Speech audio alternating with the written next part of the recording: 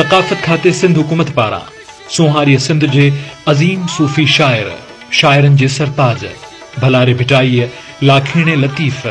हजरत शाह अब्दुल लतीफ भिटाई रहमतुल्लाह अलैह जो 276 उर्स मुबारक 14, 15 ऐं 16 सफरुल मुज़फ़र बमुताबिक़ 14, 15 ऐं 16 अक्टूबर 2019 ते भिटशाह में हिन मेड़ाके में हूंदी टिनी रातियुनि दौरान लतीफ़ी राग रिहाण सुगड़नि जी कचहरी लतीफ़ अदबी कॉन्फ्रेंस सकाफती गोठ ज़रई ऐं सनती नुमाइश लाखीणे लतीफ़ जे फ़िक्र ऐं फ़लसफ़े खे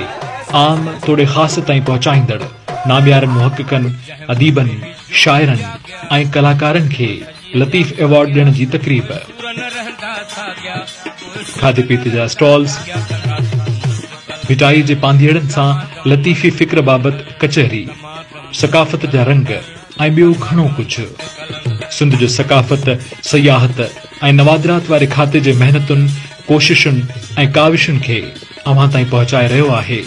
सिंध जो पहिरियों web broadcast network electronic diary.